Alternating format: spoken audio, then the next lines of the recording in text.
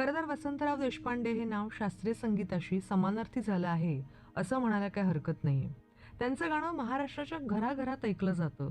मुळात त्यांच्या गाण्याशिवाय गणेशोत्सवाची सुरुवात होत नाही किंवा त्यांचं दाटून कंठ येतो या गाण्याशिवाय महाराष्ट्रातल्या प्रत्येक घरातला विवाह सोहळा सुद्धा अपूर्ण असतो. हे गाणं ऐकल्यानंतर डोळ्याच्या कडा ओलावल्या नाहीत अशी व्यक्ती महाराष्ट्रात सापडणंच दुर्मिळ. ही गाणी अगदी उदाहरणादाखल आहे बरं का. संगीतसृष्टीतलं त्यांचं योगदान फार मोठं आहे आणि त्यावरच आज आपण नजर टाकणार आहोत.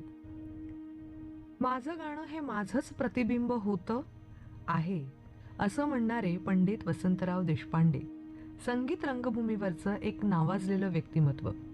वसंतराव देशपांडेंचा जन्म 2 मे 1920 ला झाला. त्यांचे आजोबा गोविंदराव देशपांडे व्यावसायिक गायक होते. वडील बाळकृष्णबुवा पंत तबला वादक होते. त्यामुळे संगीत वसंतरावांकडे आपसुकच चालत आलं आणि त्यांनी भक्तिगीतं म्हणायला सुरुवात केली. खरं तर नेमकी गायनाला सुरुवात कशी झाली याबद्दल खूप छान किस्सा आहे. वसंतराव 7 वर्षांचे असताना अशी एक गोष्ट घडली की ज्यामुळे वसंतरावांचं संगीत क्षेत्राशी नातं जुळलं.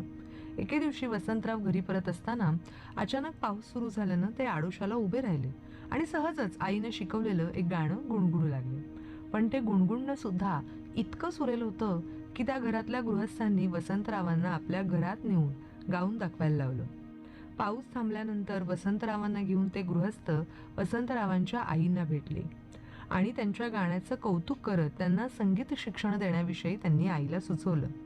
वसंतरावांच्या आईनं आर्थिकदृष्ट्या आपण मुलाला संगीत शिकवायला अक्षम असल्याचं सांगितल्यानंतर त्या गृहस्थांनी वसंतरावांना शाळा सुटल्यानंतर मोफत शिकवण्याची तयारी दर्शवली आणि अशा प्रकारे ग्वाल्हेर घराण्याचे गायक शंकरराव सप्रे यांचं मार्गदर्शन वसंतरावांना लाभलं आणि खऱ्या अर्थानं त्यांच्या गायनाला सुरुवात झाली.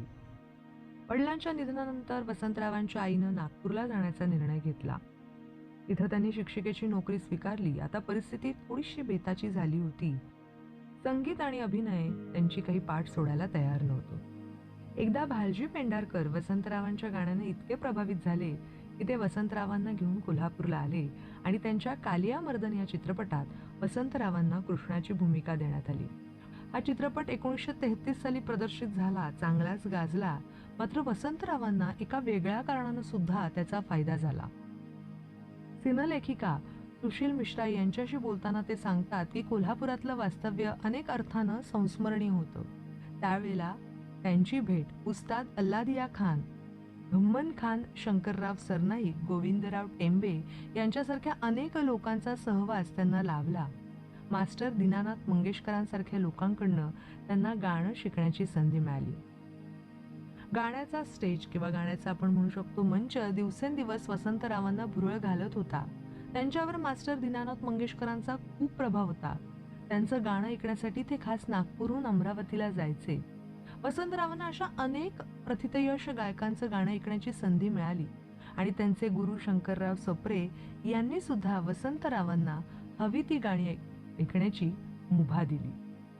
वसंतरावांच्या मामांनी त्यांना काही काळ लाहोरला नेलं. तिथं सुद्धा त्यांच्यावर गाण्याचे संस्कार झाले. अनेक थोर गायकांना ऐकायची संधी मिळाली. उत्तमोत्तम संगीत ऐकून वसंतरावांचे कान श्रीमंत झाले होते. घरची परिस्थिती हलाखीची होती आणि म्हणूनच पुण्यात त्यांनी एका संस्थेत नोकरी स्वीकारली. पुढच्याच वर्षी त्यांना सरकारी नोकरी सुद्धा मिळाली. मात्र ही नोकरी काही वसंतरावांना पसंत पडलेली नव्हती. तरीही आर्थिक स्थिती सुधारण्यासाठी त्यांनी तब्बल 24 वर्ष नोकरी केली. नोकरीसोबत संगीताची साधना सुद्धा सुरू ठेवली. नोकरीत त्यांचं मन लागत नव्हतं, पण रियाजाला सुद्धा त्यांना वेळ मिळत नव्हता. संध्याकाळी 7 ते 9 ते रियाज करत आणि ते झाल्यानंतर डोक्यावरून पांघरून घेत आणि हार्मोनियमला कापडानं झाकून पहाटेपर्यंत रियाज करत. घरच्यांना आणि शेजारच्यांना त्रास होऊ नये हा त्यामागचा त्यांचा उद्देश. आपल्या आवाजाबद्दल बोलताना वसंतराव एके ठिकाणी म्हणतात की माझा आवाज खरं तर जाड होता. खर्जाचा रियाज आणि साधनेमुळे मी माझ्या आवाजावर ताबा मिळवला आणि अवघड ताना सुद्धा सहज गाऊ लागलो. 1950 मध्ये ते उस्ताद अमन अली खान यांचे शिष्य झाले आणि त्यांचं आयुष्य बदललं. वसंतरावांना अमन अली खान यांच्या अनेक मैफिलींना साथ देण्याची संधी मिळाली. तिथं त्यांना बेगम अख्तर यांचा सहवास लाभला. त्यांनी खरं तर वसंतरावांना पूर्णवेळ गायकी करण्याचा सुद्धा सल्ला दिला. आणि त्यानंतर 1966 मध्ये वसंतरावांनी नोकरी सोडली आणि पूर्ण वेळ गायक झाले. त्यानंतर मात्र कधीही मागे वळून पाहिलं नाही. एक वेळ अशी सुद्धा होती की वसंतरावांच्या तारखा मिळवण्यासाठी अगदी महिनोन-महिने वाट पाहावी लागायची. खयाल, ठुमरी, दादरा, तराणा, टप्पा, गझल, भजन, मराठी गाणं अशा गाण्यांच्या अनेक प्रकारात त्यांनी मुसाफिरी केली होती. भारताबरोबर भारताच्या बाहेर सुद्धा अनेक देशात त्यांनी गाण्याचे कार्यक्रम केले होते. संगीत नाटकाच्या क्षेत्रात कट्यार काळजात घुसली या संगीत नाटकातली खान साहेबांची भूमिका वसंतरावांची सगळ्यात विशेष होती. वसंतरावांना वेगवेगळ्या विषय, कला यांच्यात विलक्षण गती होती बरं का. म्हणजे शिल्प, नृत्य, स्तोत्र अशा कुठल्याही विषयावर ते अगदी सहज व्यक्त होत. पु ल आणि वसंतरावांची घनिष्ठ मैत्री आपल्या सगळ्यांनाच माहिती आहे. सबकुश पु ल म्हणून गाजलेल्या गुळाचा गणपती या चित्रपटातल्या सुप्रसिद्ध जे गाणं आहे इंद्रायणी काठी हे आपल्या सगळ्यांना माहिती आहे. या गाण्याच्या रेकॉर्डिंगच्या वेळेला ना काय झालं की ऑर्गनवाला आलाच नाही. अशा वेळेला पुलंच्या मदतीला वसंतराव धावून गेले.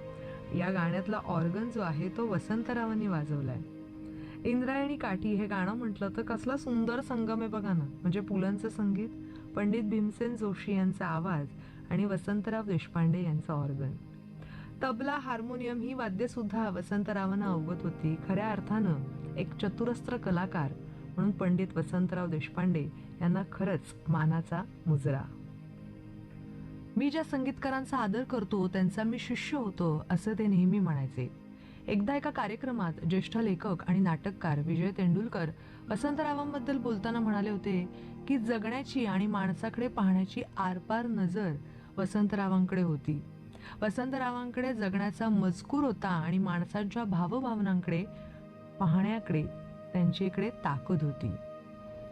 वसंतराव देशपांडेंचे नातू राहुल देशपांडे यांनी अर्थातच हा गाण्याचा वारसा पुढे ठेवलेला आहे. त्यांच्याबद्दल बोलताना राहुल देशपांडे म्हणतात, गाण्याचा साधक म्हणून मी जेव्हा त्यांच्याकडे पाहतो तेव्हा मला त्यांच्या मोठेपणाची जाणीव होतेच. रूढार्थानं मी त्यांच्यासमोर बसून गाणं शिकलेलो नाही तरीही तेच माझे गुरु आहेत.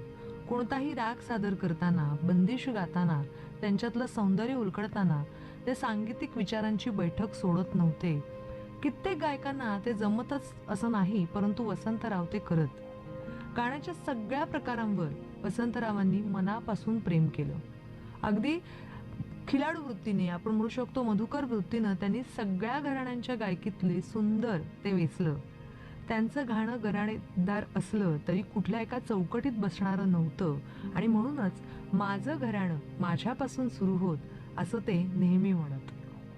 त्यांनी अनेक संगीत नाटकामध्ये काम केलेलं आहेच, वेगवेगळ्या भूमिका केल्या आहेत, पण कट्यार काळजात घुसली नाटकातलं त्यांचा खास आहे भूमिकेनं प्रेक्षकांच्या मनात घर केलं आणि त्या भूमिकेवरूनच पु ल देशपांडे यांनी वसंतरावांना वसंत खान देशपांडे असं सुद्धा नाव दिलं होतं.